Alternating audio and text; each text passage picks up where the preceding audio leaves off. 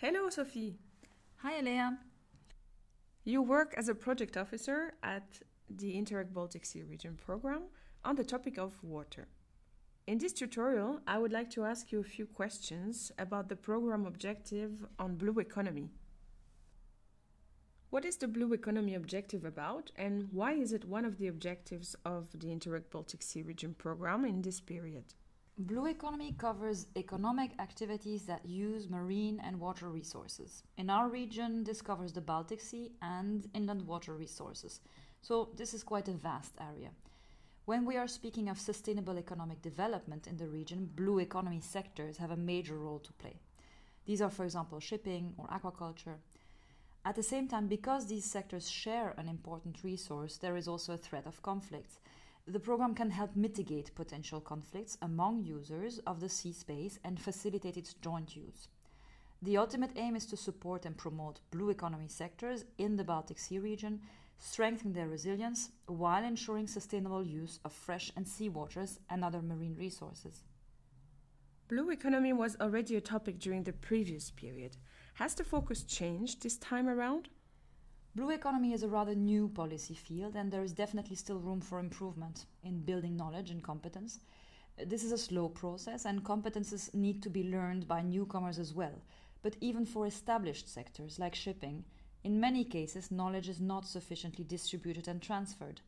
This also applies to the public authorities that regulate and support blue economy sectors.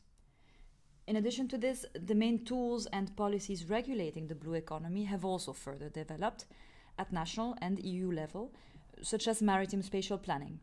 Public authorities may need to improve regional coherence and sustainability of the plans and their implementation. They will also have to assess and test how to ensure the sharing of space and resources to reach new policy targets in different areas. Could you give us an example of a project that would fit under this objective? Sure. Well, for instance, there is a clear need for more eco-efficient operations and processes in the shipping industry. In this context, digital solutions can help streamline existing processes, create new business opportunities, and transform supply chains. So a project could address both the environmental and economic challenges by increasing eco-efficiency at all stages of the vessel life cycle, from design and building to the use and maintenance. The project can provide the needed information about the key eco-inefficiencies of the industry, but also develop and pilot digital solutions to better measure, visualize, and optimize the industry processes. It seems clear that businesses in the blue economy sectors are target groups under this objective. What other types of organizations can participate or should be targeted by the project activities? Yes, the program supports actions in emerging and established sectors of the blue economy, such as aquaculture, blue biotechnology, shipping, fishery, and coastal and maritime tourism. Organizations from these sectors can be companies, but also advisory services and sectoral agencies. I also already mentioned public authorities that support blue economy development. Municipalities, regional councils, ministries and governmental agencies play an important role in governing water and resource use. Of course, civil society also has a key role to play, especially when we are looking at planning and conflicting interests and uses. Projects can involve citizens by working together with associations and NGOs. Lastly, research institutions but also NGOs have important expertise to share, for example, in the development of new processes, tools or products. What specific challenges are these target groups facing? And what problems should future projects aim to tackle? The challenges are threefold. First, proper incentives for more sustainable businesses are often still lacking.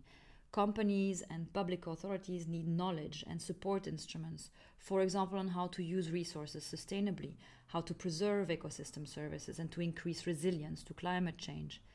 Second, as some businesses are less advanced in their environmental performance, corrections are even needed. On the one hand, companies may lack knowledge on alternatives to environmentally damaging activities and would need guidance or training in this area. On the other, public authorities may need support in enforcing and controlling existing rules. For example, preventing illegal discharges from ships will be in the focus in the upcoming years. blue economy sectors need to work towards decoupling from environmental damage. And third, because multiple sectors use the same water resources, this needs to be regulated by public authorities in order to avoid conflicts and overuse. This can be done through maritime spatial planning, but of course the plans need to be properly implemented and coherent. Authorities need to make sure that businesses and stakeholders are involved in the process. The current EU policy impulse is to shift the focus from blue growth to a sustainable blue economy. At the center of this is also the sharing of space in order to be more efficient in the use of resources and to mitigate damage, so that, for example, both objectives on implementing marine protected areas and reaching offshore renewable energy targets can be met. Here, public authorities will need to find ways to promote the best solutions for sharing space and resources. So concretely, can you give some examples of actions that would be within the scope of this objective? At business level, projects can develop and market value chains for sustainable freshwater and marine-based products, or they can test business models for ecosystem services.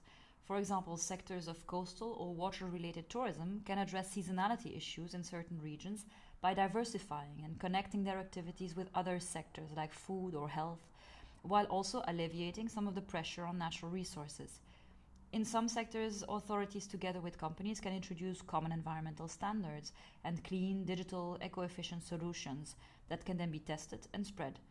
This can, for instance, be on ships or in ports in view of reducing emissions, recycle and process waste, and prevent alien species of being introduced into regional water bodies. As stressed earlier, actions related to planning for the sustainable use of shared marine and water resources are important. Public authorities and industry can mitigate conflicts and promote joint uses of sea and land space by developing communication and cooperation models and through good maritime spatial planning. The integration of aspects related to climate change mitigation or adaptation in all sectors is also definitely something that is supported. Would you have any examples of projects that have already worked in one of these areas? Yes. One project investigated how to develop blue mussel farming in the Baltic Sea. The partnership piloted mussel farming in the Baltic Sea and building of awareness and capacity among authorities, aquaculture companies, and research organizations. The project developed practical guidance on how to start such a business. Partners wanted to combine the positive effects of mussels as a locally sourced protein feed for poultry, on the one hand, and of mussels farming for cleaning and filtering nutrients from seawater on the other. Another example could be from environmentally friendly shipping. The project provided policymakers and ship owners with sound evidence, supported by measurements in different cities, that strict global environmental regulations of shipping can benefit human health and the environment without threatening business. The project also addressed important regulations for the shipping sector, the SECA regulations. SECA stands for Sulfur Emission Control Areas. These are sea areas in which stricter controls were established to minimize airborne emissions from ships. Compliance with SECA regulations requires important investment decisions, so the project developed an investment tool for assessing real options that helps maritime fuel producers and ship owners to estimate costs related to the SECA regulations and decide which investments to make in order to comply. And this brings us to the end of our tutorial on blue economy. Thank you so much for your explanation, Sophie.